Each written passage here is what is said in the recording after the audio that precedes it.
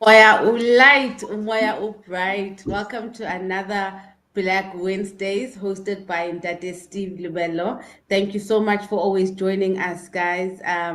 Thank you for liking, sharing, and subscribing. Obviously, on Wednesdays we get together so we can get to learn a bit of history, South African history. Shout out to everybody joining us from Twitter, from Facebook, and from the official channel Moya Podcast. If you haven't already, please do subscribe. So let me not waste any time and bring our host on stage. That is Steve Likai. Kitengoka NCG, and good evening to the Okay. viewers. It's always such a privilege to have you. You know we are charmed by you. Yeah, I'm getting used to that now. So where are we? You said we're in the Uh, 80s. yes, We're I, dealing I with think water. We are ready for you. yes, I think the last time we were actually focusing on the state of emergency of 1985, but essentially we were looking at the 5 years between that state of emergency and 1990, because a great deal actually happens within that 5 year period. But I thought for today, just for some opening remarks, and I think I have actually said this before, but I still find it extremely important, to reflect on this. Ntiki, I think part of what we need viewers to have to understand is that, today it is almost impossible, to actually reflect on any political developments coming from a black radical tradition. Now, it is something that we have been trying to explain all around. And I thought maybe I should just, point this out, as a kind of an opening remark for the day. The issue here is that just in terms of, the kind of political, uh, kind of expressions that we find today, there isn't any kind of political discourse that one can actually locate as being situated within the black radical tradition. That does not mean that there are no pretenses or pretensions, to black radicalism, because, under certain conditions, it actually pays to be seen to be black radical, just in terms of, to be able to amass some kind of popularity. The issue here is that it is understandable, that in the political landscape, there isn't any kind of, black radical political discourse that goes on. But at the very least, I would expect at this time that, in academic, kinds of situations, in the universities, particularly in the humanities, one would expect, a very strong presence of a black radical kind of paradigm being pursued. There is no doubt, that in the past 20 years, you've had quite a number of academics, coming out and attempting to reconstruct the black radical tradition. And also, if one reflects on the past 10 years, you did have a movement, that seemed to be appropriating the black radical tradition, both in terms of its discourse and also in terms of the symbols. And one of the outstanding symbols of the past decade that has actually entered the public discourse is that of Steve Biko. And this has always been an attempt, to try and come to an understanding, of what the black radical paradigm actually is.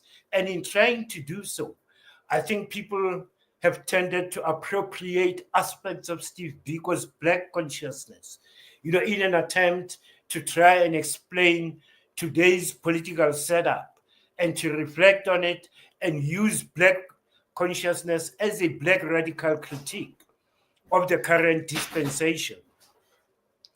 But here is what we've been doing. What we have been doing since the beginning of our series is to demonstrate that beyond Black Wednesday, what actually begins to happen is a systematic assault on the Black radical tradition. That is what I've been trying to explain all along. But in order to be able to make that intelligible to our viewers, it was important to pick up, particular moments in history when this particular kind of undertaking was actually or playing itself out. And what undertaking is this? It is a systematic and institutional assault on the Black radical tradition. I have tried to explain that it is expected of the white supremacy state, to get involved, to be heavily invested in the destruction of the Black radical tradition. And in the 1980s, that is precisely what it did. But also, something that is quite unexpected is that the Black radical tradition was also subjected to a systematic assault by the politics on the left. And here, let us be, quite frank about it. The Congress tradition, particularly into the 1980s, was actually geared towards the destruction of the Black radical tradition. I have tried to explain, and again here, I'm just trying to give the viewers a sense of why all those events that I referred to have to be seen in the context of the institutional assault on Black radical tradition. And I've actually singled out quite a number of these. But the most important, where this actually happens within the ANC MK axis was the aftermath of the Matola raid in 1981.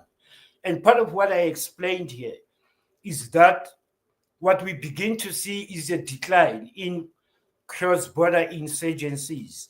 But this was at the time when the MK axis was self-destructing, because this is a period that was spent in a kind of witch hunt for Black radicals inside the MK axis. And this was carried out for nearly 2 years. But this period, 1981 to 1983, is also significant. Wait, that is Steve. What do you mean there was like a witch hunt on the Africanists? What do you mean? Why would that happen? Let me take time to explain this because this is important. There's no point in going forward without people having to grasp, what actually happened between 1981 and 1983. I've talked about, the Matola raid and the ways in which Matola raid was actually carried out. It was carried out by the SADF in 1981, and this was in January 1981.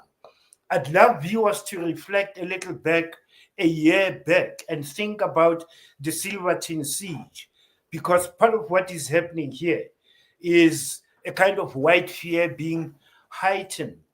And what the SADF does is to substantiate the claim that the problem here is total onslaught, of the ANC MK axis.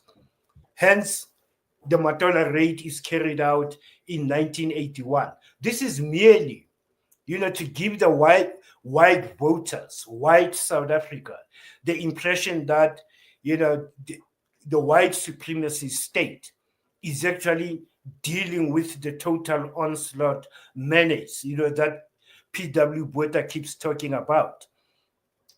But, it is after the Matola raid that this kind of witch hunt begins, because what the MK axis, conclude is that the Matola raid was taken out with such precision that the SADF would have had to have some kind of insight or inside information.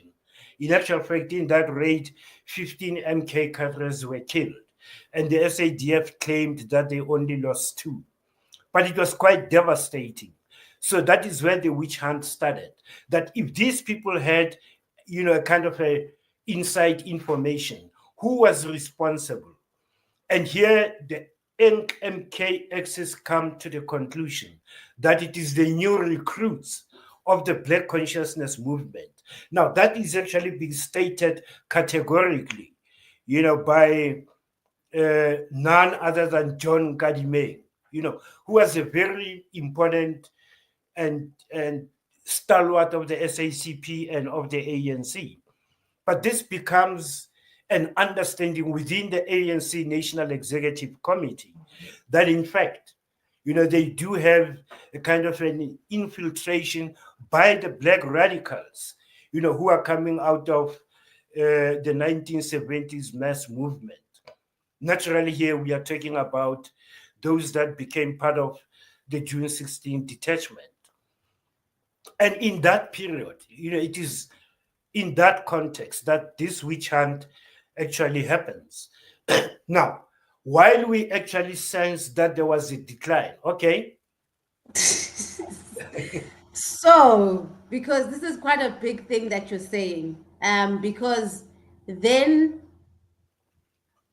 you're saying that Black consciousness and the Africanist ideals were associated with like a criminal element, even like how they associated Boko. When we talked about Boko back in the Val, there was a criminal element associated to that, right?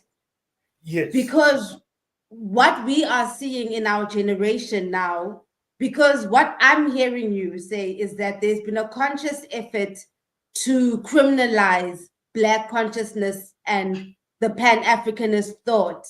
And therefore, that's why in this time that I'm living in, you get into trouble with the system when you show signs of Black radicalism. It's because there's been a concerted effort by the system to kill it all along. And now when they're seeing it pop up again, okay, so that's what you're saying. Yes, in actual fact, yes, Nziki. And that if you come to think of it, I mean, the discourses were even more damning than that, because it was quite easy, within a kind of constructed rhetoric, of the period, and the kinds of discourses that were being constructed about the Black radical tradition. It was quite easy to link it up, first with what was referred to as BOSS. BOSS is the Bureau of State Security. So, in the context of that period, when you were said to be a Black radical, you were being equated with being an agent of BOSS. BOSS is the Bureau of State Security, which was the CIA of South Africa at the time. It was to South Africa what the CIA was to the US. Now, that is the kind of labeling, that you would actually get, and that would actually, mean that you are marked out, for elimination. Now, the issue here is that it is the suspicion, it is the leadership being suspicious of the Black radical, recruits that would have come through as a result of the 1976-77 uprising. So that's the label that they actually get to have.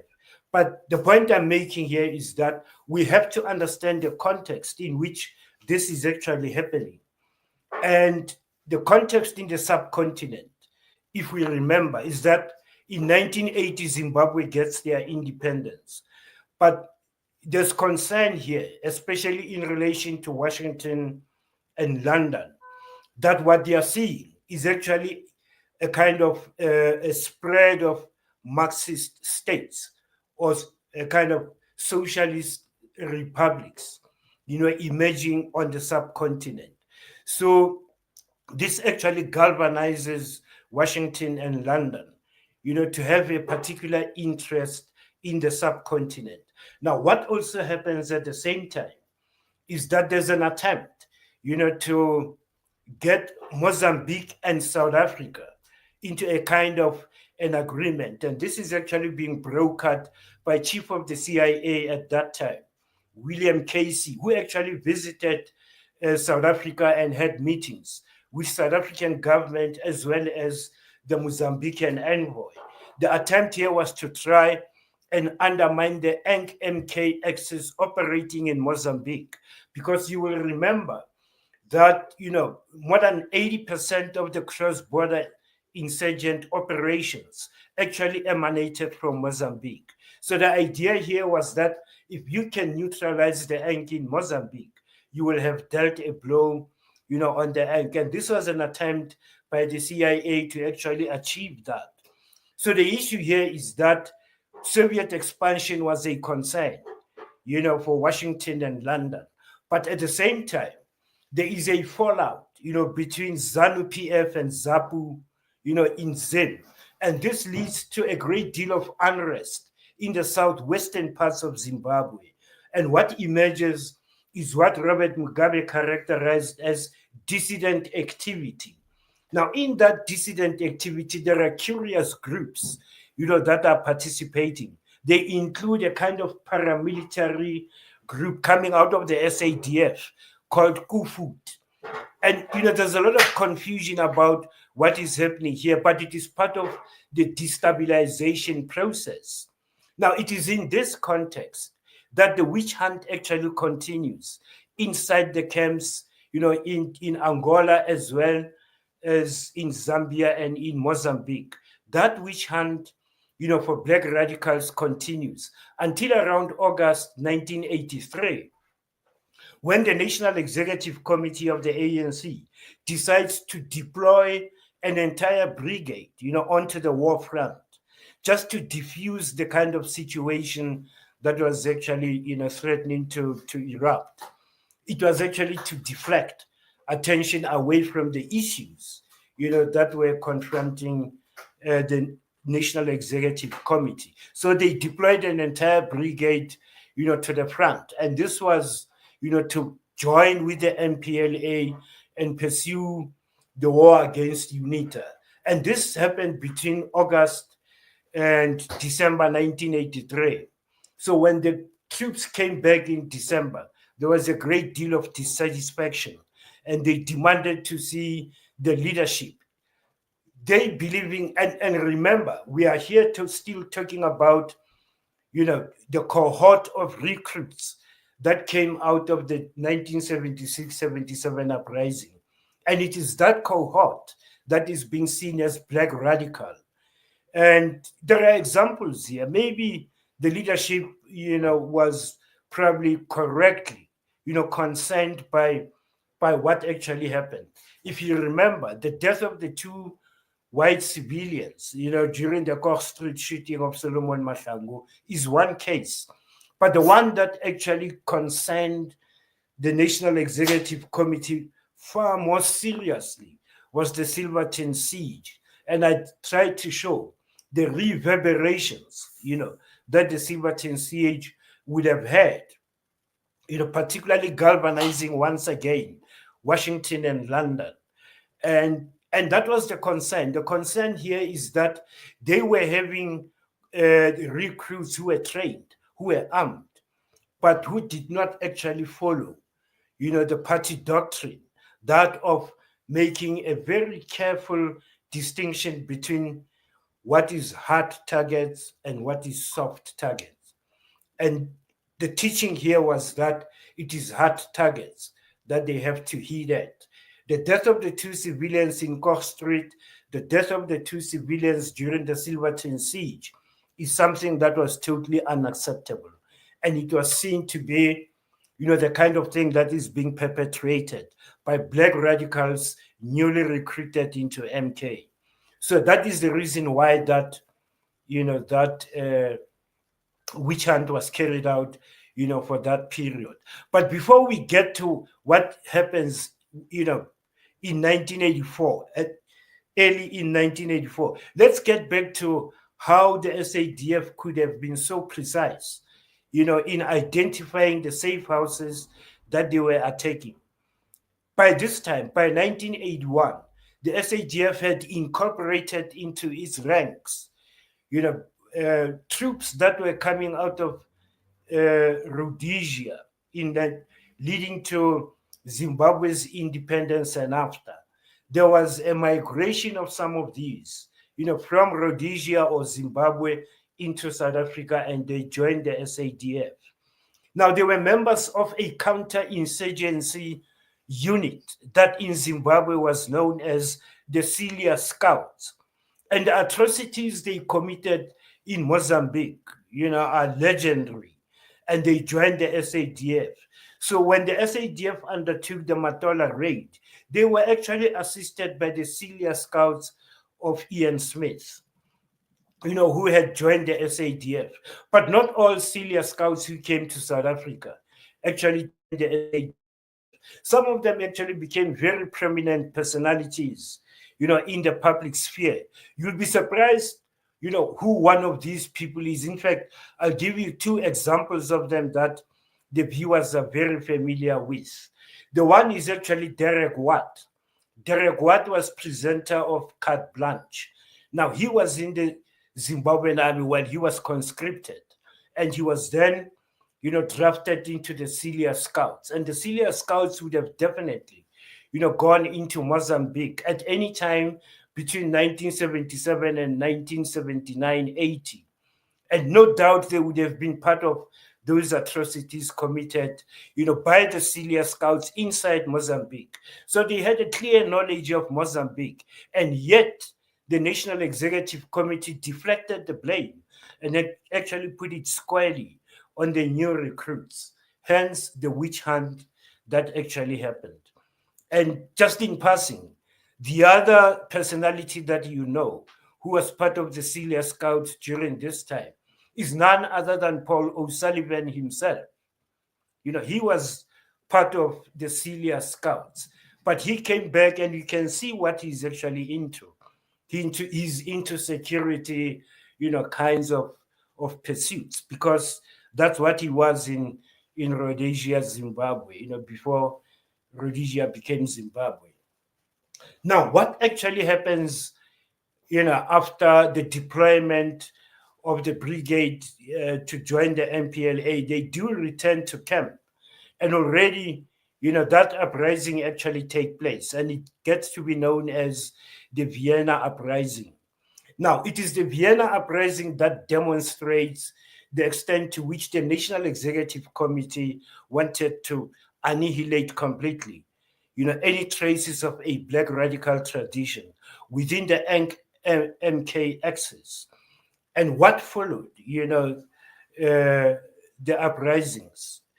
In fact, I think one can actually quite confidently talk about, what would have happened there, because recently I've seen a number of, accounts given by at least one of the guys who was, at Vienna.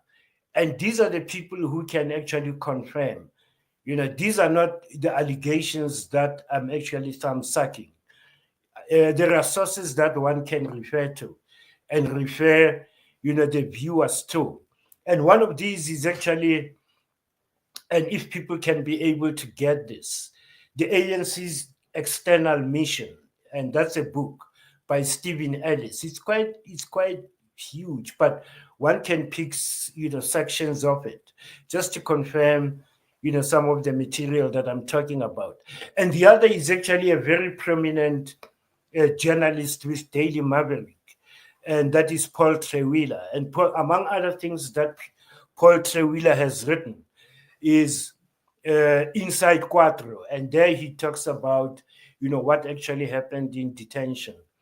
And, generally the detentions would have been, again, drawn from, the cohort of the June 16 detachment, or if you like, from the class of 76. So when I claim, that this was a systematic assault on black radical tradition, that it is not only the white supremacy state that was invested in the destruction of the black radical tradition, but Congolese too, in very, profound ways, was also invested, in getting rid of the black radical tradition, simply because the kind of radical tradition it embraced would have been the Marxist-Leninist, kind of radicalism. And again, it goes back to your question, Tiki. Was the white supremacy state more fearful of the Rooi Gevaar or the Swart Gevaar? Now, it is the Swart Gevaar that was, in fact, a menace, not only to the white supremacy state, but also to Congolese as well. And I think there was a convergence here, between what Congolese desired and what the white supremacy state actually desired. The long and the short of it is that following the Vienna uprising, there was a tribunal, that was held to after an investigation, and some people were put on tribunal, and there were 66 of them. And of the 66, 15 were found guilty of having participated in the unrest or in the uprising, or actually having caused it. And of the 15, 7 were sentenced to be executed, with immediate effect. And that was on the 22nd of May, 1984. And 2 days later, the 7 were actually, executed on the 24th of May for their participation in the uprising. The point I'm going to make here is that there are quite a number of, former MK operatives who are not into the system. I mean, who've been marginalized. And recently, I did actually have encounter one, who was on one platform and who actually confirmed that he was actually present during the Vienna uprising.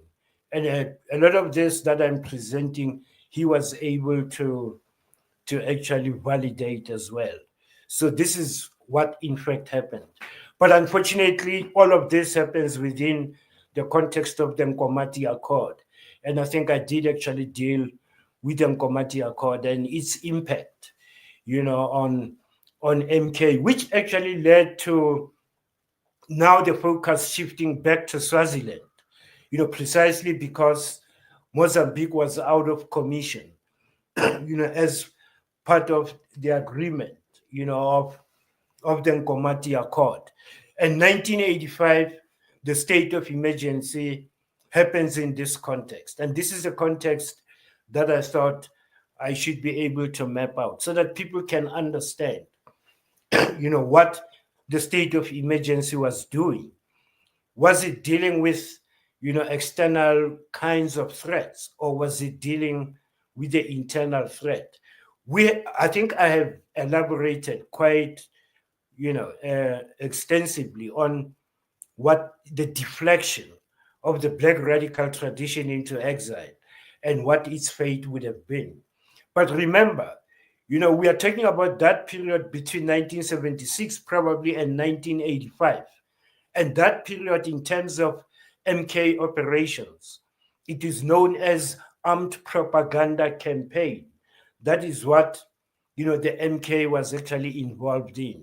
And until 1985, that's the nature of MK operations. The basis of it is that this is the ANC and MK spreading propaganda in the townships, inside South Africa, so as to ignite yet another mass movement. So that was the purpose of the armed propaganda campaign in that 10-year period. But, and I think we have evaluated that. I mean, we have looked at, the successes, and maybe there were successes, but we've actually looked at the entire 10-year period and looking at those very important operations and what their impact would have been. Now, what we need to come back to now, Ntsiki, is when, because when is going to enable us to understand the complexity of Stratcom. Because people tend to think that Stratcom was just, a kind of a unit, of the security establishment. But the whole Stratcom initiative actually begins with P.W. Botha becoming president. And this is what actually happens, because what P.W. Botha does immediately when he becomes president is to work towards, turning South Africa into a military state. And by 1985, for all intents and purposes, South Africa is in fact a military state. Ntsiki, I'm actually told that can I take 2 minutes? I mean, something just to clear my throat, is it okay? Okay, all right. Let me just put myself on screen. Thank you to everybody joining the session. As you know, every Wednesdays at 6 p.m., we've got Black Wednesdays with Ndate Steve Libello, where we unpack Black radicalism. So, Black Wednesday is actually a thing, guys. It's just not the name of this concept, but it's Yeah. actually a thing. All right, let me bring Ndate Steve back on. Yes, I think part of what we are doing here, we've actually, like I said, accounted for the ways in which the Black radical tradition was stifled in exile. And now coming back inside the country, I'm going to try and demonstrate how, when actually worked in ways that the white supremacy state was able to anticipate, any kind of mass movement that would emerge in the 1980s. And if one looks at the 1970s movement, you can identify three sites. And by sites, I mean locations. Sites as in sites.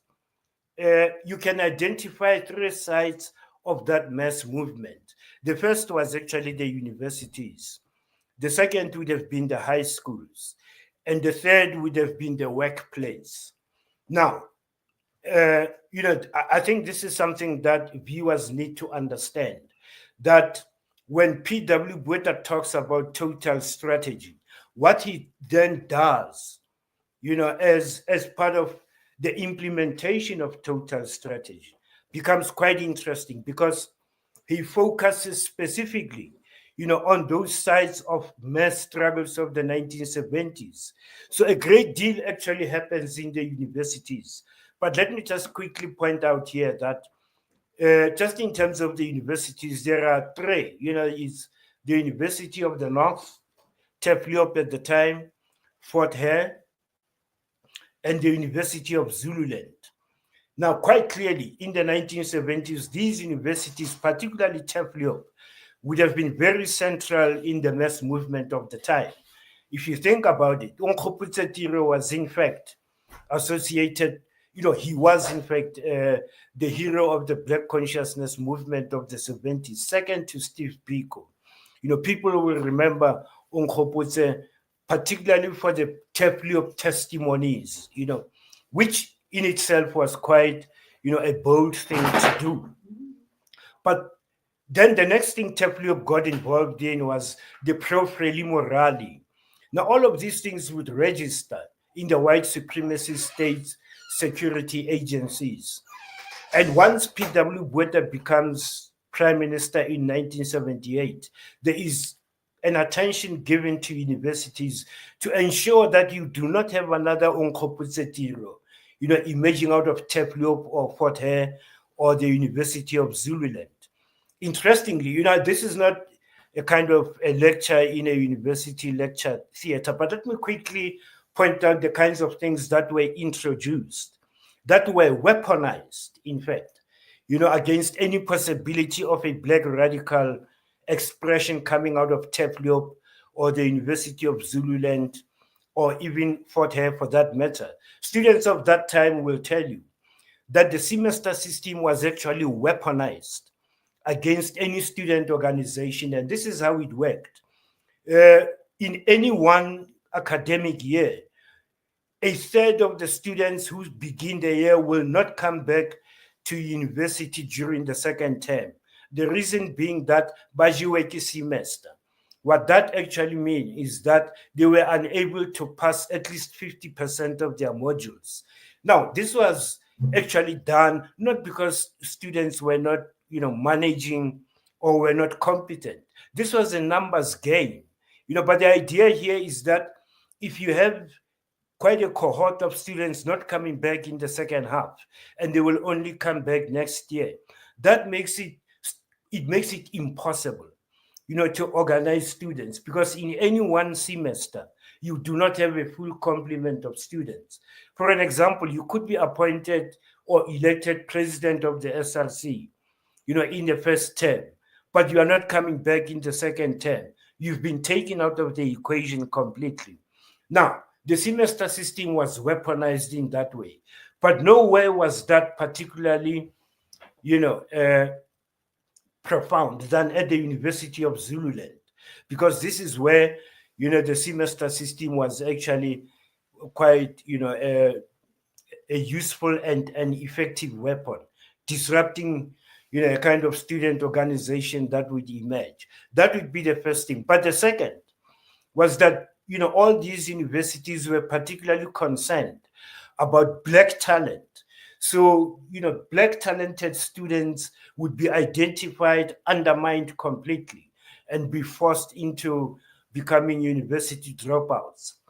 So, normally when people said Wahlanya because he couldn't cope with academic work, it was simply because they were being systematically and institutionally, being attacked so that they do not stay long enough in the university system.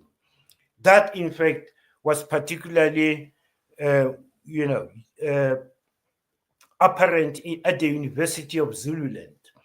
Now, the University of Zululand also becomes particularly relevant because what actually happens there is that the white supremacy state is actually using the University of Zululand to prop up the IFP.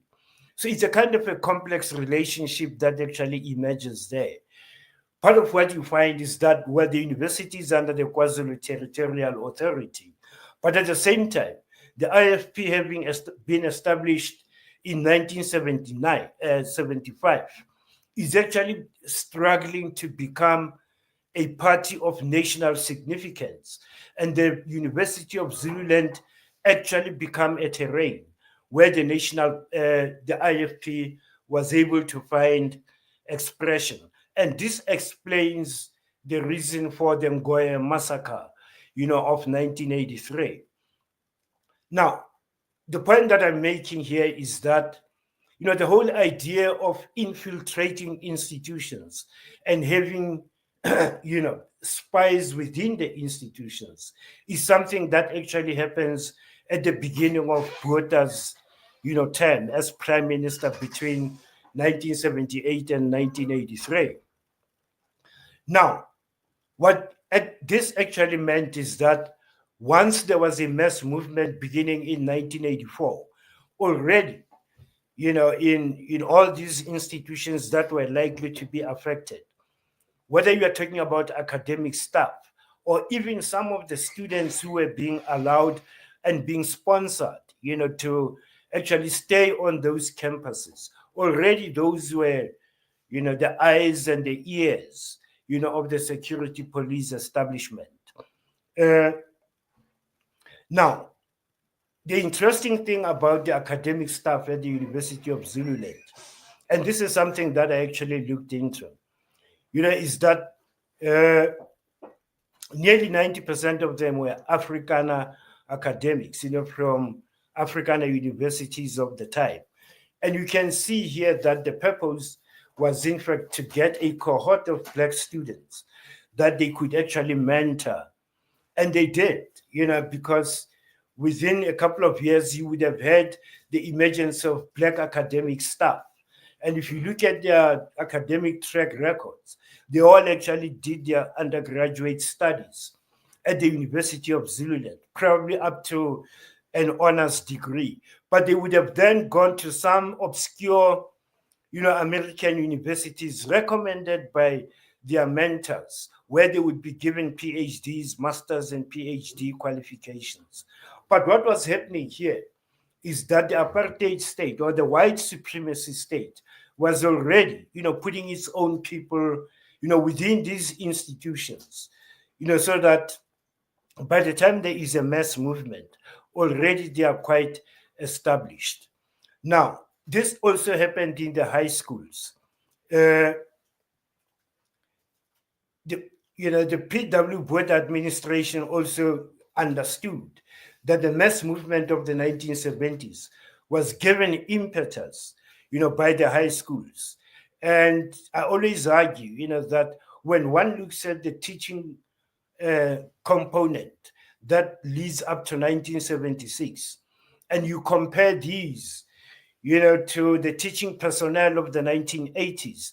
Quite clearly here you see, a kind of a pattern where, the old teaching staff is taken out of the system completely, and we are having a new cohort of teaching personnel. And, into this equation, there is the introduction of colleges of education. And all these colleges of education are based in the urban areas, in the PWV area. The Soweto College of Education, the Vaal College of Education, the East Rand College of Education. And for Pretoria, they had Moretele College of Education, which would have been structured along the same lines as the other colleges of education. I often hear people saying, why did ANC do away with colleges of education? This is not understanding that colleges of education, such as the Soweto College of Education, was a creation, a deliberate creation of total strategy, a part of win hearts and minds. When, as I explained, the teaching staff at the Soweto College of Education is quite interesting to look at. The economics course, for instance, was taught by a soldier who was demobilized from the SADF. But the Soweto College of Education had interesting relationships as well. You had Battalion 21 of the SADF having what they call a friendship arrangement with the Soweto College of Education. And very frequently, regularly actually, they had their, exercises within the Soweto College of Education campus. Now, also interestingly, is that a part of Protea North, that the suburb that was actually created mainly for police, for people working in the health sector, for teachers, but there was an entire section set aside for the SADF members, and these were also members of Battalion 21. Now, there was quite a curious relationship between Battalion 21 and the defense forces of the TBVC states. In fact, if you think about it, Holomisa comes into that equation as well.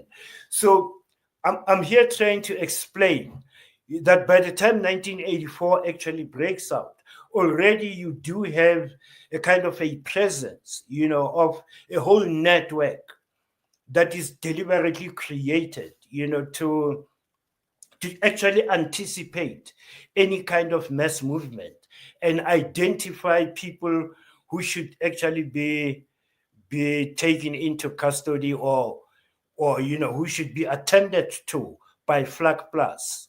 Now, what we are seeing here, is the militarization of what would have been, civil policing up to Black Wednesday, because what was happening here is that a great deal of what would have been civil, administration was actually being militarized.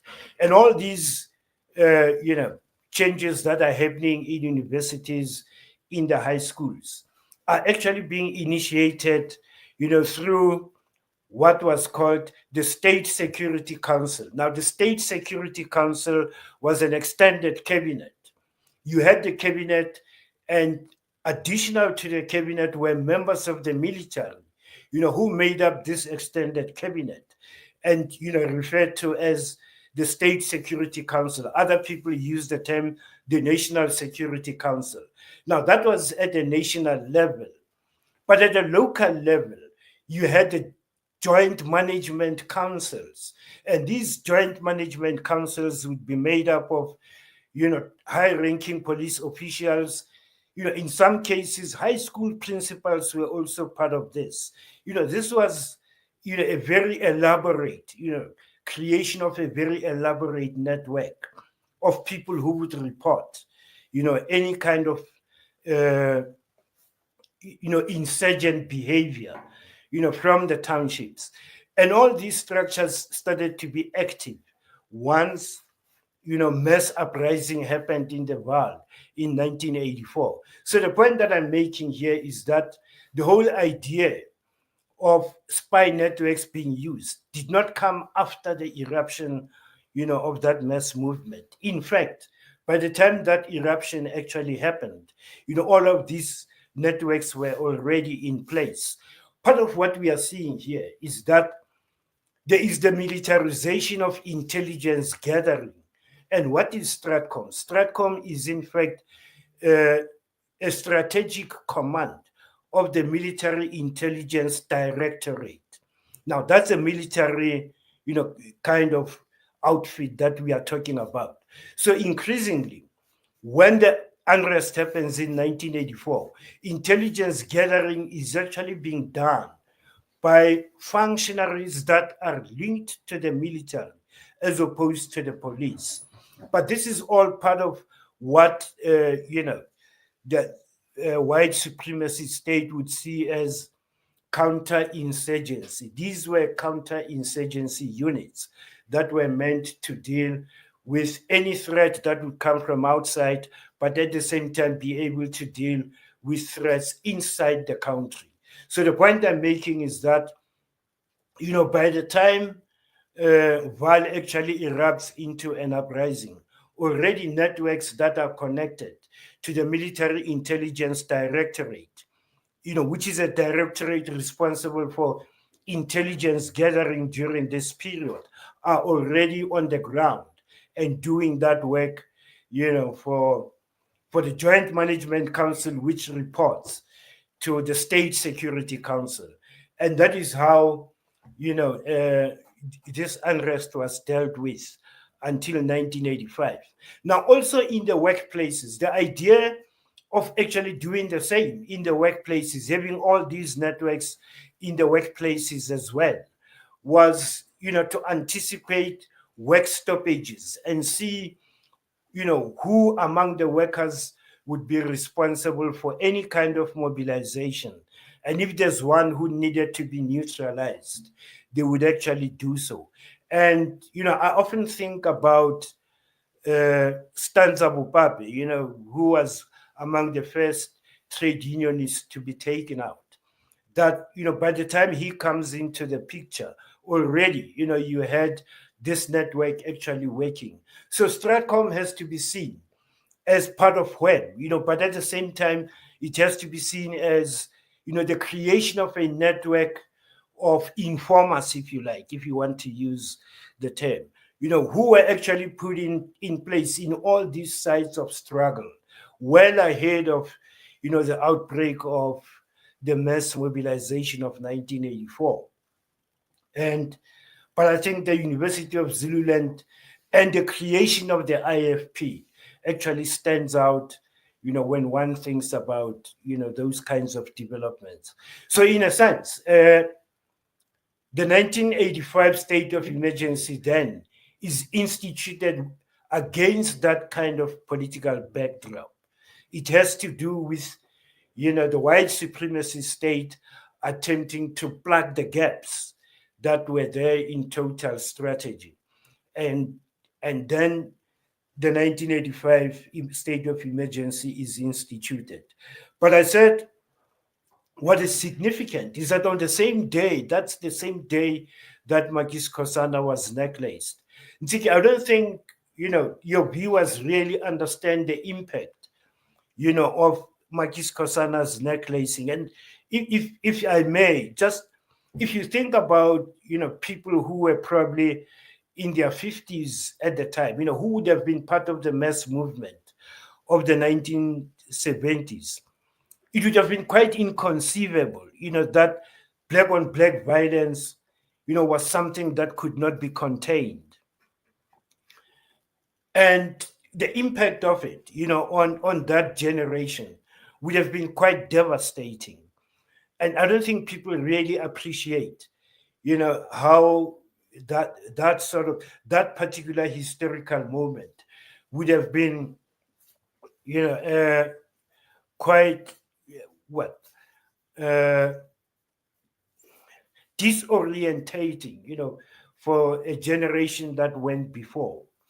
Think about any of those. I mean, the persecution of Credo Mutua was something that in itself, was quite unacceptable, regardless of what he may have done. And the attack, the attack on councillors in the Vaal and the ways in which it was carried out. It is not only the fact that, it is black councillors that were killed, but it is the brutality with which it was carried out. That in itself was shocking to, observers or to the generation of the 1970s. But I think, the necklacing thing, if you think about it, it was the first time it happened, and its impact was quite devastating. And never got to the white. And quite honestly, if black identity is anything to think about, I don't think there was any recovery from that particular moment. And I think what I actually lament at all times is that even, after 1994, when, the black radical tradition was being appropriated here and there, there was no reference at all, to Makis Kosana. And that actually shows, the level at which things that do not fit in, with a certain doctrine are being forced into abeyance. Yeah, Ntsiki. Since you're bringing up Mama Makis Kosana, and it's Women's Week, Women's Week next week, can we perhaps maybe dedicate the whole episode to her? Because throughout this series, you keep mentioning her and keep saying you're going to unpack her. Or have we covered her enough? Or can we dedicate next week, Wednesday, Ntsiki, I think Makis Kosana? yes, I think we can have it for next week. This is not Okay. covering her enough, because if we focus on her, as an episode, we are then able to bring into the equation, a couple of other things that are related to this. And you will see the ways in which the Dongoya massacre also, becomes relevant to any discussion about Makis Kosana. You will see how, the link actually happens there. But remember, Makis Kosana is also, she comes up in the TRC. And I think next week we will have an opportunity to see, to look at how the TRC dealt with Makis Kosana. Yes, Ntsiki, there's still, because look, I think I have mentioned her in passing, but I just want people to have a sense, of what the impact, of her necklacing would have been, to the black radical tradition and what it actually meant, and maybe in a way, let me just make this statement. There is talking, okay, I said today, even in academic, circles, talking about a black radical tradition is almost unintelligible. But I think I need to make the point that there are few academics in South Africa today who are making an attempt, to reconstruct academically, what the black radical tradition is. And the most recent presentation, and I would love the viewers to go back to this one and have a look at it. It is a lecture that was given by Professor Joel Mudiri. He's at UP, at the University of Pretoria. And he was giving the 7th Stellenbosch University Africa lecture, Africa Day lecture. And he spoke about the 3 deaths of Steve Biko. And he mentioned what these were, the actual death, the denial by those that were responsible for his death, and the TRC not actually following up, those being the 3 deaths. But I always, even before this lecture, it has always occurred to me that the most symbolic and significant death of the black radical tradition in the 1980s was the necklacing of Makis Kosana, for a lot of reasons. And I think I will create a context why I would argue that. Yes, Ntiki, I think we will have an opportunity to talk about that. But we are still at this state of emergency of 1985. I do hope that now, the viewers understand that indeed, P.W. Botha spoke about total onslaught. But I think I've put total onslaught in its context. And maybe to conclude around total onslaught, let me just point this out. When P.W. Botha, whipped up the Enk MK axis as the greatest menace, he was only, endearing himself and the white supremacy state to, London and Washington, because he wanted to be seen as the champion of anti-Soviet expansion on the subcontinent. And he succeeded in doing that.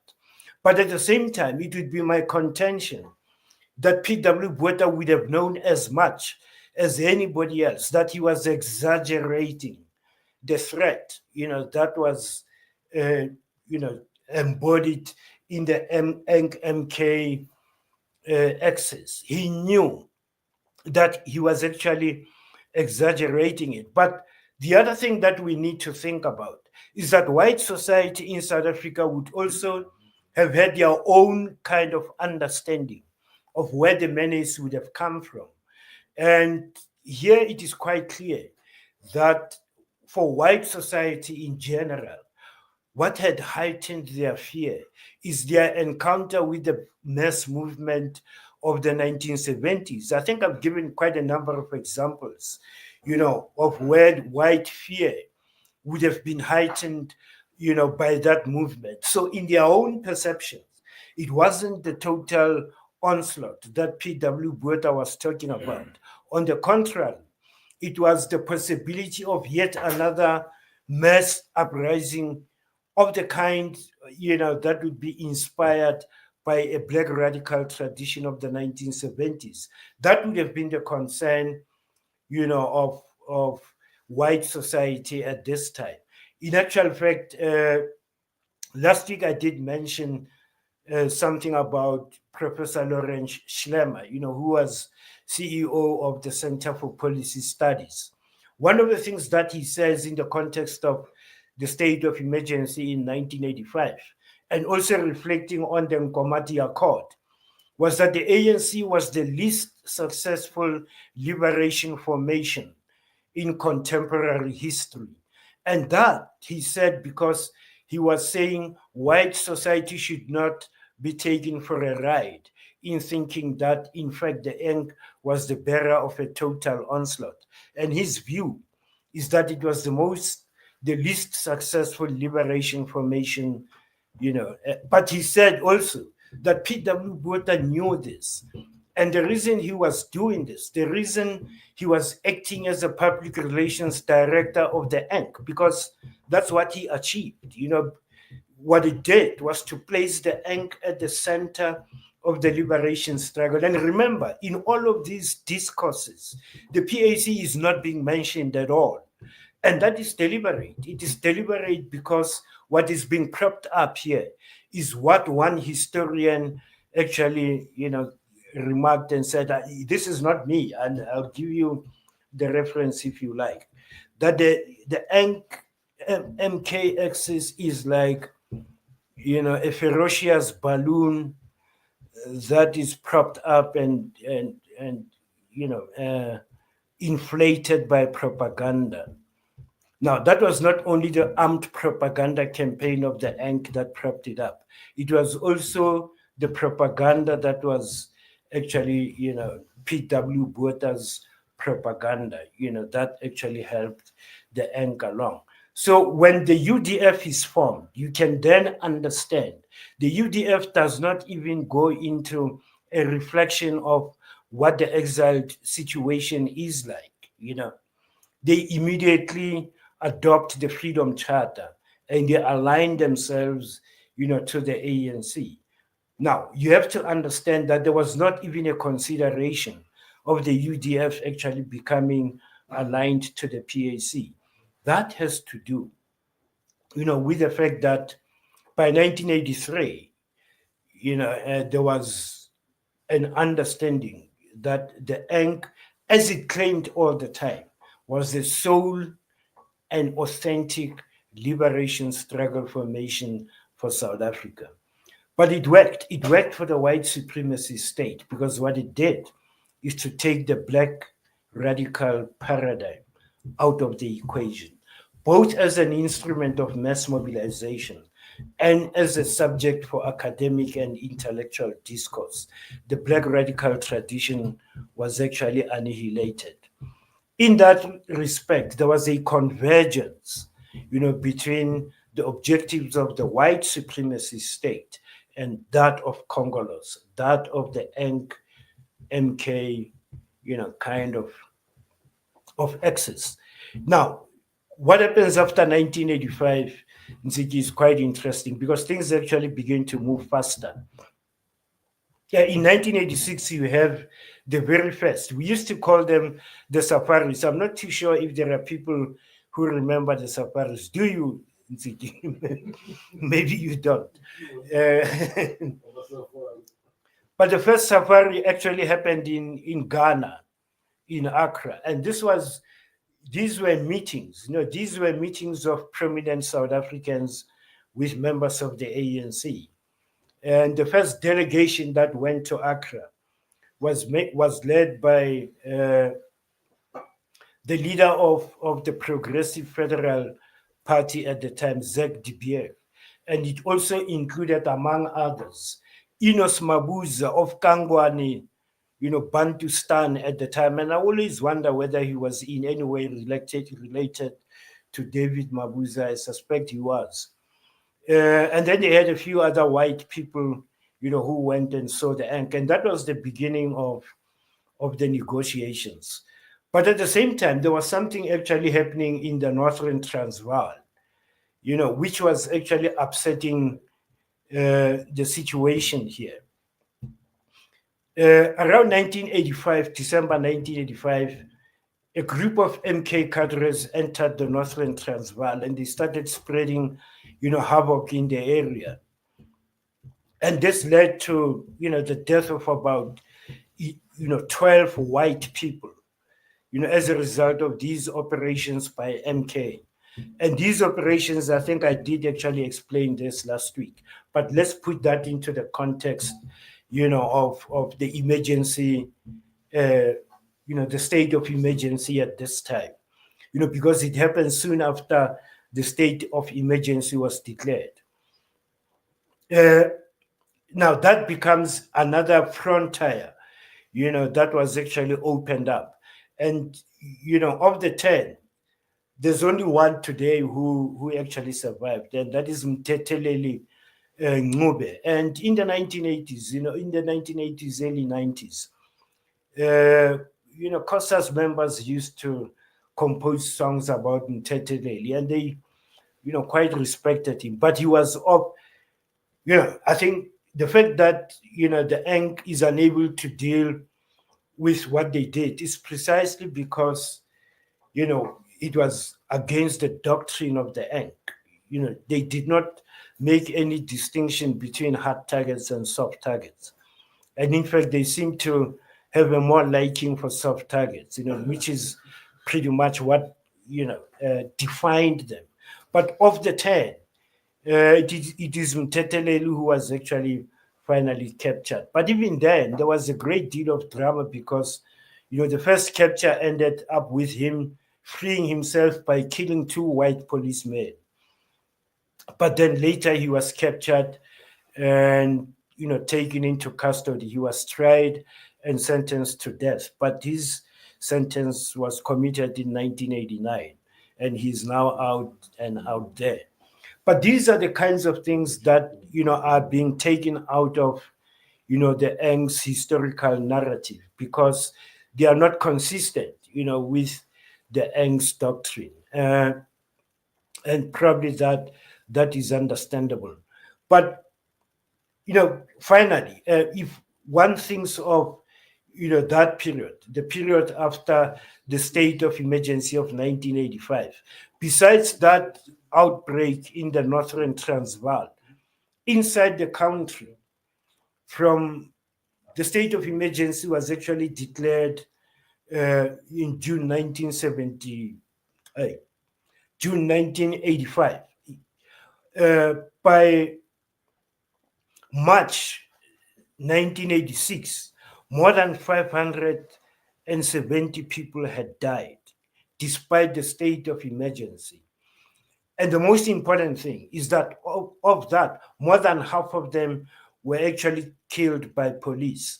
What that tells you is that even if that more than half could be 400, what it would mean is that 100 of them were victims of the black on black violence.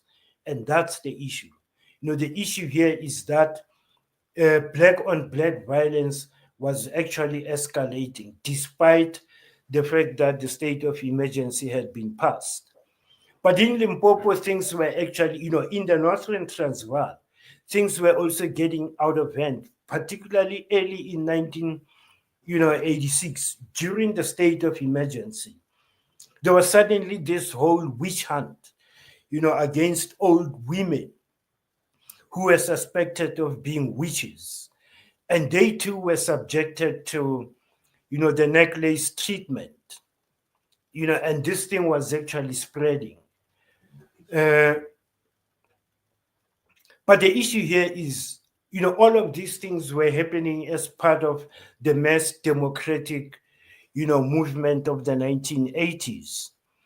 It is interesting, that while all of the black on black violence itself, was in fact the defining feature of the mass democratic movement of the 1980s, there hasn't been any condemnation at all, of the mass democratic movement itself, particularly, in respect of actually enabling, or being unable to, put an end to it, because it was quite clear that the mass democratic movement's leadership was unable to deal, with the black on black violence. That's the one thing. But the most important thing that people have to, take away with here is that at this stage, when black on black violence actually escalates, this is when it becoming clear that the resolution of the white supremacist state in South Africa is going to be a negotiated settlement. And it is for this reason that Buthelezi and the IFP are then escalating the violence, against black people. And let's explain how they actually do this. Remember from 1983, from the Mgoe massacre itself. That is when, at that point, the IFP was positioning itself strategically, particularly for this purpose. You may say, how would they have known? It was clear that, if they were working with the apartheid state, they would have known of, efforts that were being made, to arrive at a kind of a negotiated settlement. Yeah. Yeah. I know there's a rough flu going around. Yeah. But at the same time, Ntiki, and this is something that for the IFP I need to explain. I did talk about Tennyson Makiwane, but the interesting thing here is that, well, Tennyson Makiwane came from the ANC, got amnesty from the South African state, and went to work for the Transkei. Now, the KwaZulu Territorial Authority had a similar candidate.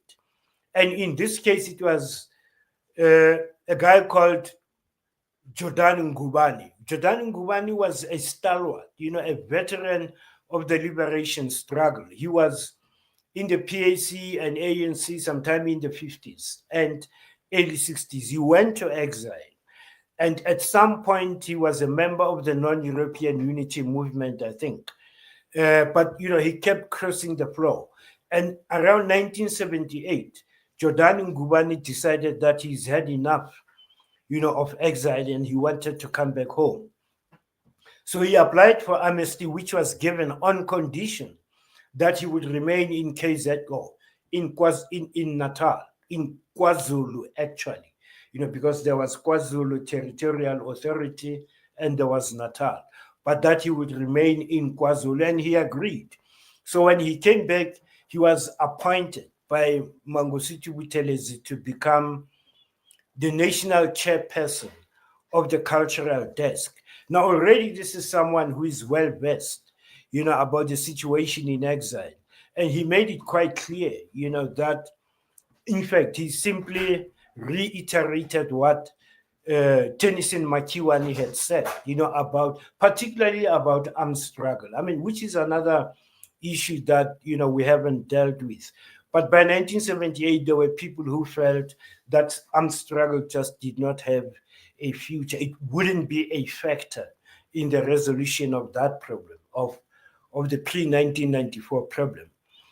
And Jordan Gubani was one of these people.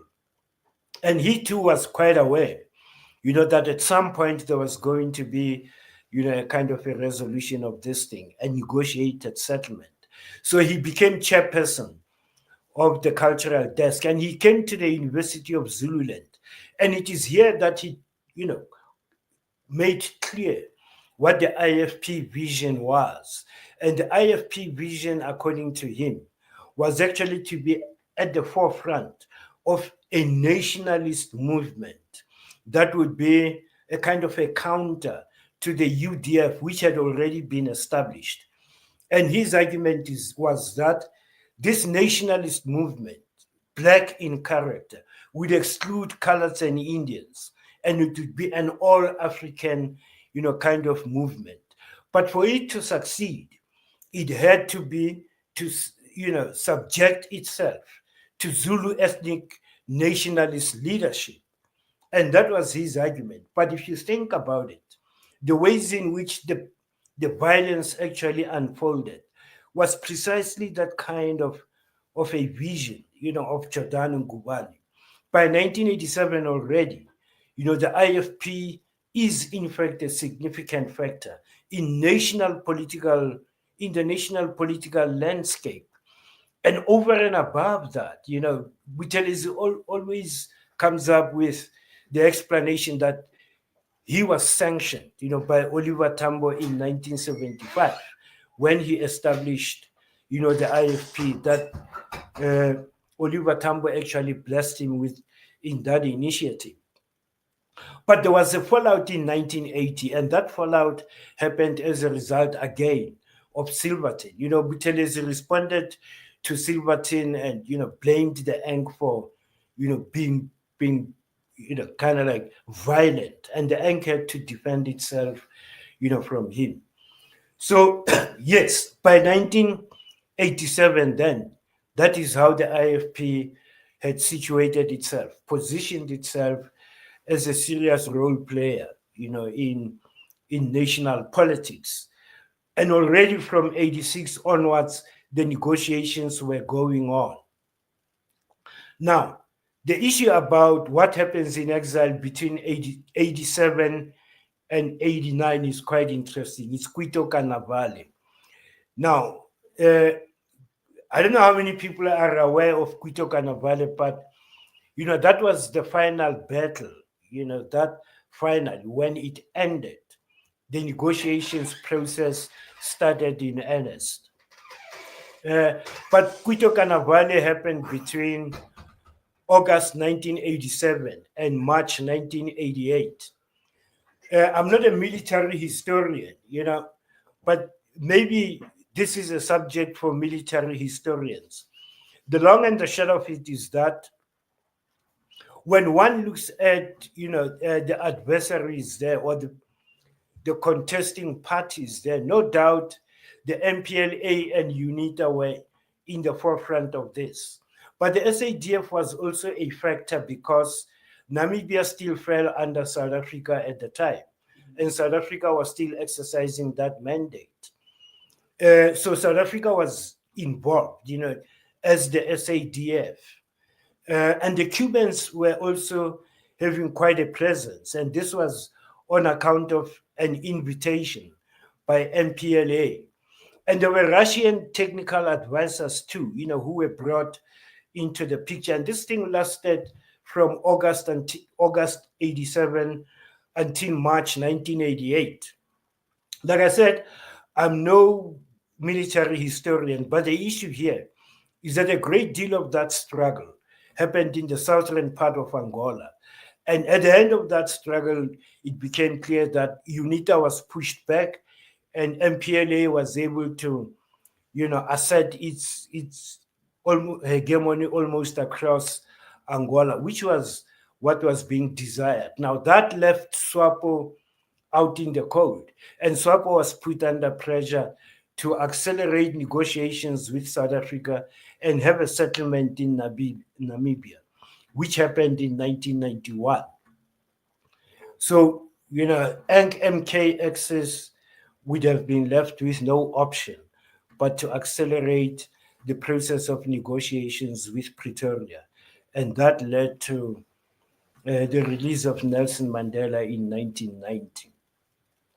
What I found interesting today is that I was listening to Bantu Holomisa covering that period, from around 1989 to 1994. And he was telling Buiseni Ngozi that, in actual fact, the Transkei Defense Force was playing a very critical role during this period. What I tweeted, and I said, you are the last tin pot dictator of the Transkei. And the fact that we are playing such a critical role in this thing is explains why South Africa today is one united Bantustan. But don't attack me for that. But that's the view that I put across. The issue here is that things were beginning to get blurred here. I mean, it was quite unclear during this period, who was in fact on the side of the liberation struggle and who were in fact, on the other side of the divide. And this is where people were, immediately transferring loyalties, to what they perceived to be a future government. A great deal of opportunism, was actually taking place here. The one thing that I still need to point out here is that while talking about the networks, that would actually become associated with military intelligence gathering, which is Stratcom.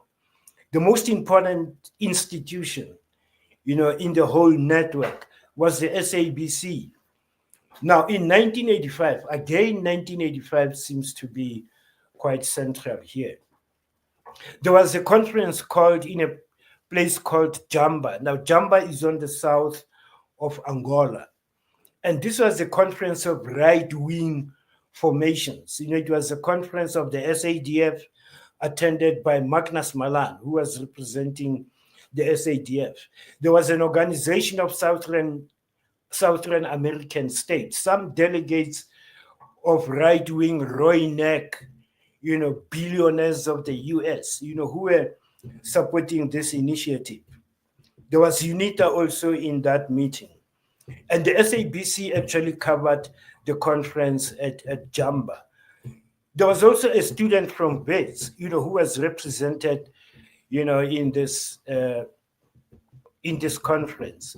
He was the leader of the Moderate Student Alliance, and this student was paid for by the white supremacy state to be at Wits and spend time. Now, again, I'm trying to show here that Stratcom had already been put into place long before these eruptions actually took place. This guy was actually being funded, by the white supremacy state. He also attended the conference at Jamba. Now, this was a conference that was meant to consolidate right-wing forces in the subcontinent to ensure the perpetuation of white supremacy. The Organization of American States were prepared to fund, that sort of initiative. And all the funding would have gone to the SADF, South Africa, and a party in Namibia called the Democratic Terenhale Alliance. The idea here was to undermine SWAPO and the MK axis so that you have a perpetuation of white supremacy on the subcontinent. Now, the SABC sent a journalist, to cover that conference. the journalist in question was Lehana Tsotetsi. Now, that's quite interesting. Lehana Tsotetsi, about 3 years ago, went into retirement after 40 years at the SABC, starting from around 1982. And he had an interview with a radio station. And when asked the question, what is your most memorable assignment that you covered? He said the Jamba conference. Now, let me just explain why this is curious. This actually demonstrates the extent to which Stratcom was actually controlling programming at the SABC. And this is a fact. So that all the programming at SABC was actually run in that way. And this was an attack. This was a psychological attack on the black mindset. I know people loved Stumo. I know people loved all those Bonkweshe, Bupelo Asim. All of those things were meant to be a distraction. If you think about it, you could have had the kinds of, programs that would have been a reflection on the unfolding, political situation. But black people were so glued, on those kinds of things. And think about who was responsible. Who were the commissioning editors? And what agendas were these people actually pushing? And the point I'm making about Lehana Tsotetsi is that people were part of this thing without being aware of it. I mean, you can only hope that people were not aware, that they were being, used in that way. And, when talking about the teaching staff at the Soweto College of Education, for instance, I know some people may take offense at this, but at the time, and Gogo Machiku was actually a student at this period that I'm talking about. And I'm sure he can actually confirm some of these when he reflects on it. On hindsight, he sure would be able to tell that, but this was in fact, a kind of a total strategy agenda. So Win Hearts and Minds was about that. It was about creating a cohort of black people, who could actually act as a buffer when the next moment of a black radical eruption actually happens.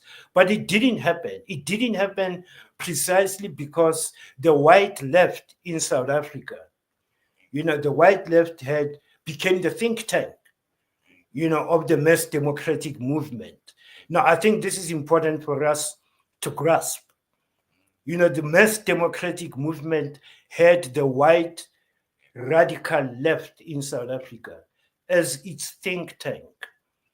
And therefore, if you think about the black on black violence, there was no political discourse among black people that could have, centered the discussion, about the undesirability of the black on black violence and find ways of actually stopping it.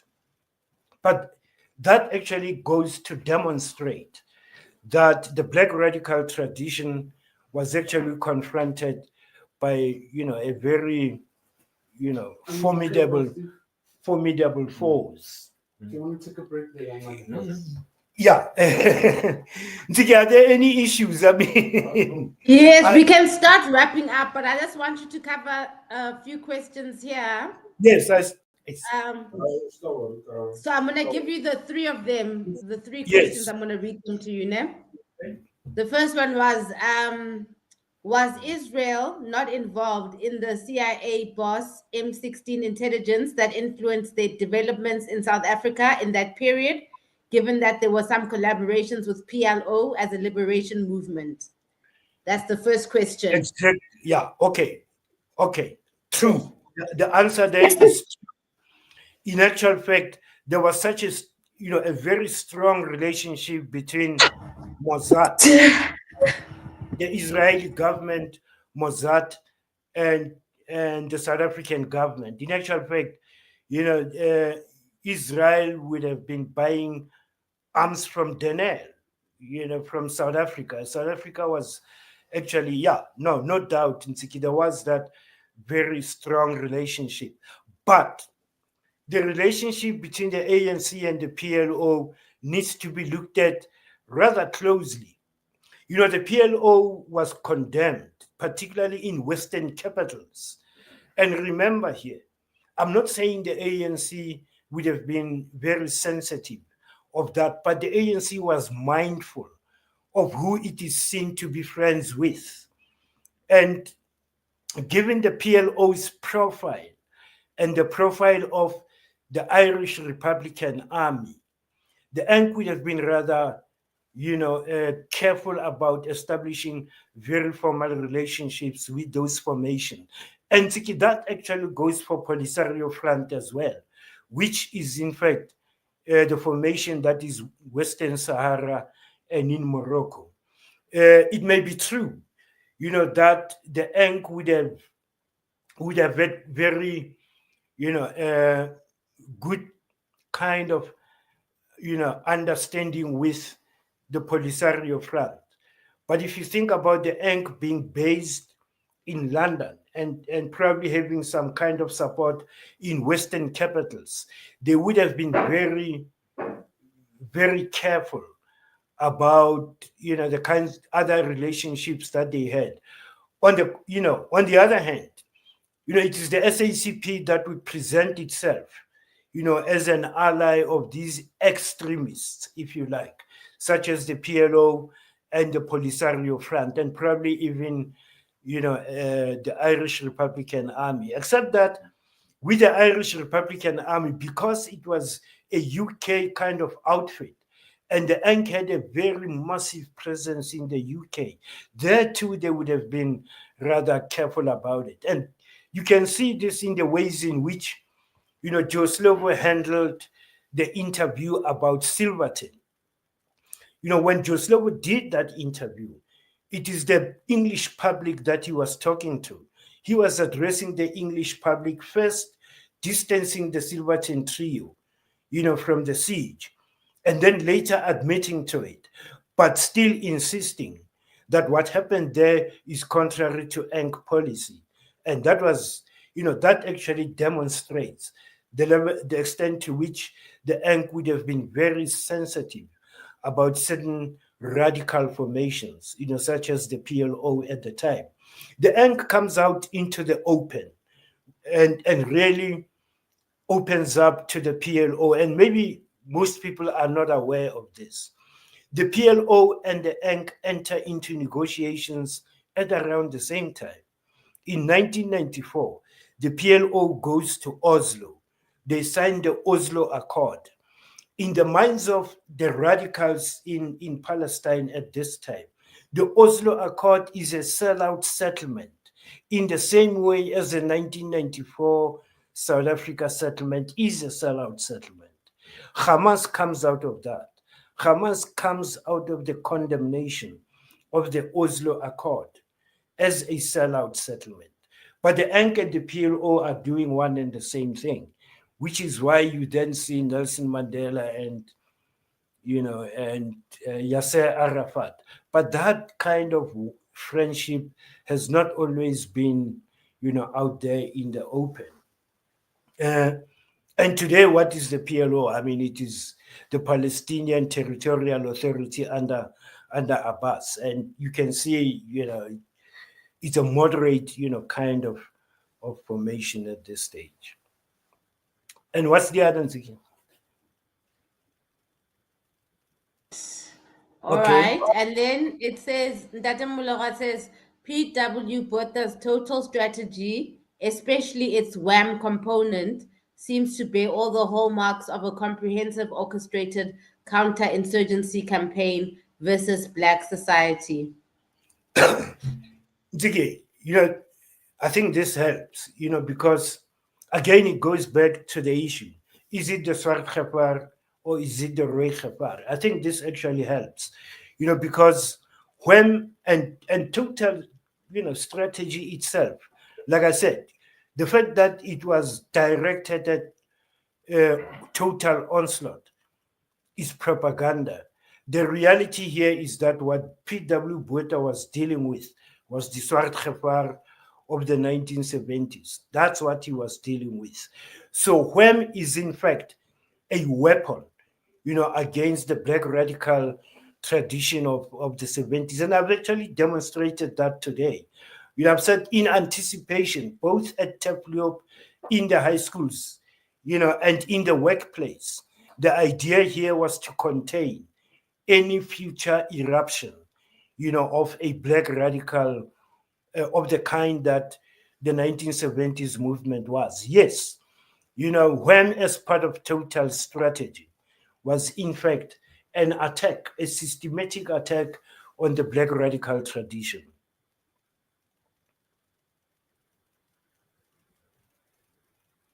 And here's another one that says, can Steve talk about the influence of the US's Chester Croker in brokering the essay at Democratic Dispensation?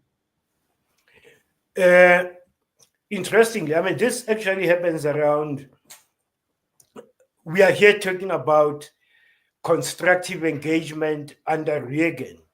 And Chester Croker is actually the champion of that. This is Reagan's constructive engagement on the African continent. Now, that involvement does not actually begin with Chester Croker's visit. Already in 1979, there are,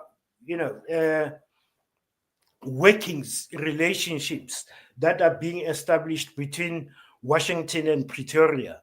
And part of this has to do with, advices on counterinsurgency.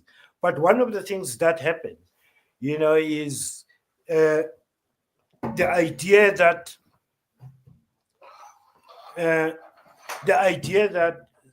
South African corporates or American corporates operating in South Africa should actually begin to open opportunities for black people, opportunities for black people in management positions.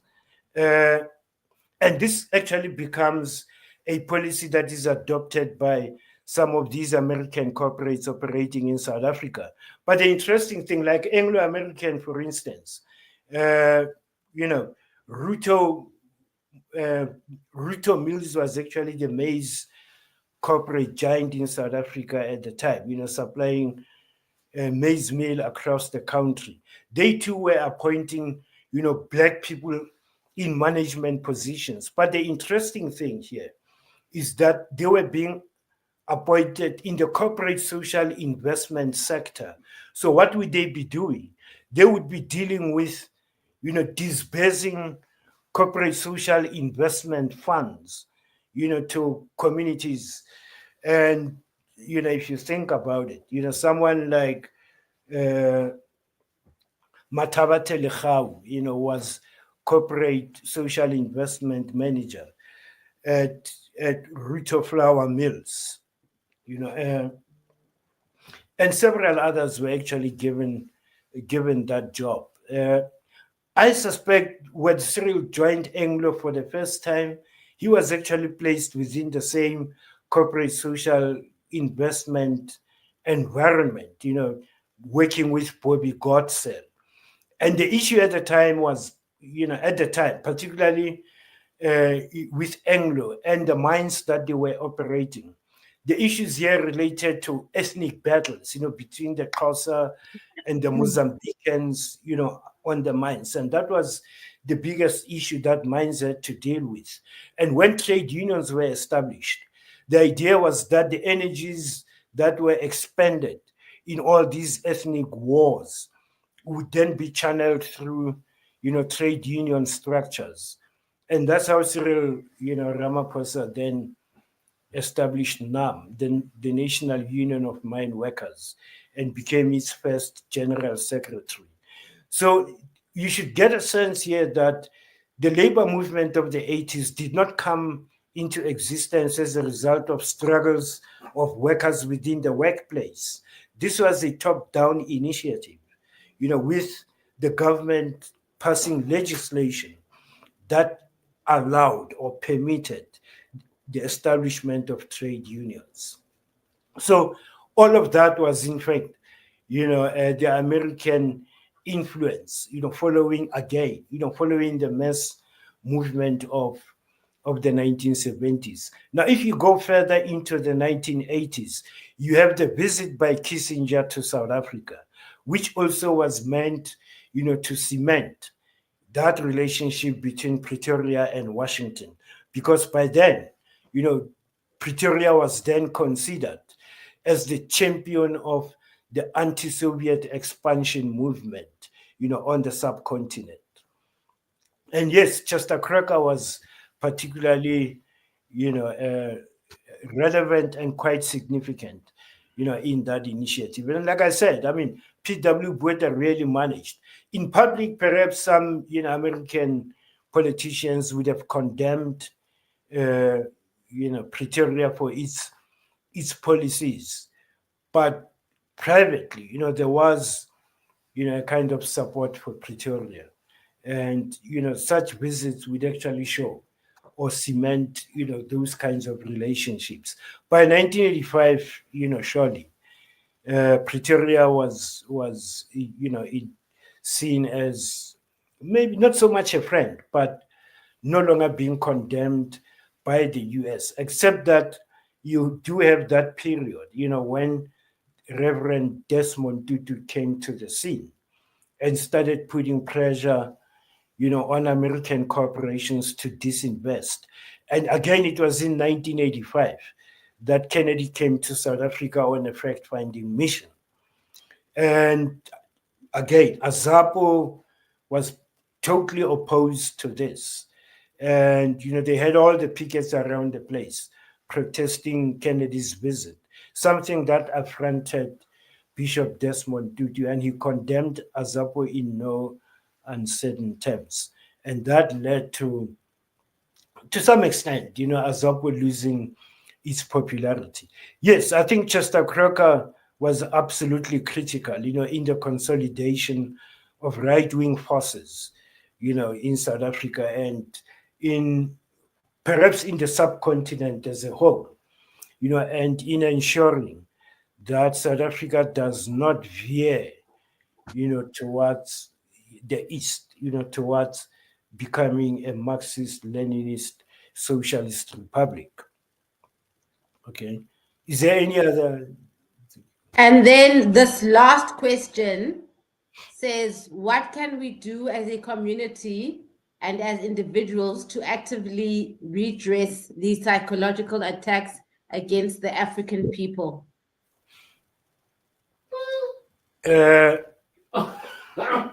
Ntsiki, I don't want to be seen to be an instigator here. The issue here is that this is a tricky question. Ntsiki, the last time we talked about there is the national dialogue. The question is the national dialogue the way to go? When that question came up the last time out, I said the issue here is that the national dialogue was going to take place in the streets, and it was actually looming in the streets. And the political elite decided to take it into the boardrooms, to neutralize it. So the point here is that if anything is going to happen, there would have to be a political initiative of mass mobilization. Now, that is what needs to happen. And here is the problem. The problem here is that you are going to have to find a kind of a political discourse that is going to impact on a particular segment of South African society. And this is the reality that we have to face here. Because if there's going to be any kind of an eruption, it would be against the dispensation that brought South Africa here. And that would be the dispensation from 1994 up to now. Now, how do we deal with, a situation like this? We will have to admit, we will have to concede to the fact that, we are going to have to redefine relationships, and that in the process, we are going to have to define what the real antagonisms are. Is it the politicians and the masses? And if it is the politicians, how do we then define those politicians and fine tune our definitions so that we are able to zero in, on the actual culprits? Or is it politicians across the board? The issue here for me is that if we imagine a political spectrum, in South Africa, and say there is the extreme left wing and the extreme right wing and everything in between, it is my contention that in South Africa today, there is a void, there is nothing on the left side of the political spectrum. What you find are political formations that are on the center and to the right and the extreme right. There isn't one political party that has got the trappings or the attributes of being a left-wing party. I'm not saying a black radical party. I'm just saying a left-wing party, which could be a party with a kind of an agenda that addresses a whole range of social ills. It could be that kind of a party. And that kind of a party may well, traverse racial boundaries. But having said that, there is the historical issue.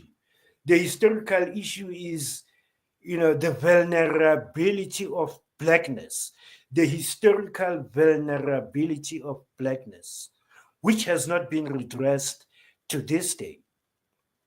Now, you ask the question, what should be done? If we agree that the first thing to do is to isolate what is in fact, what we can pass as a legitimate definition of what blackness is, and then mobilize around it.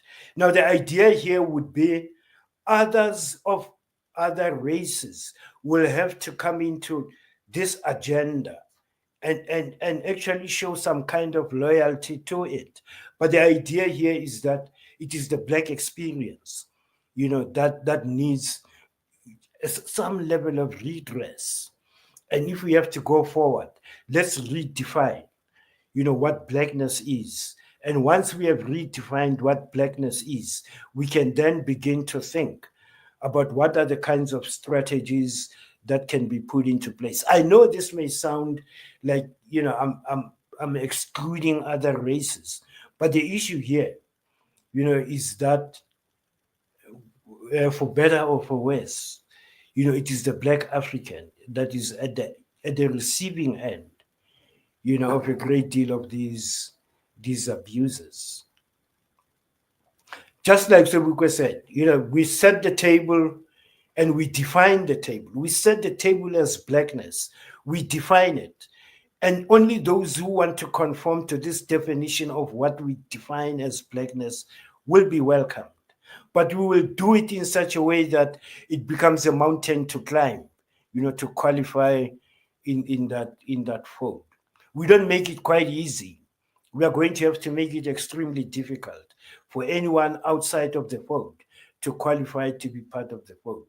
That's the only way we can, safeguard that space.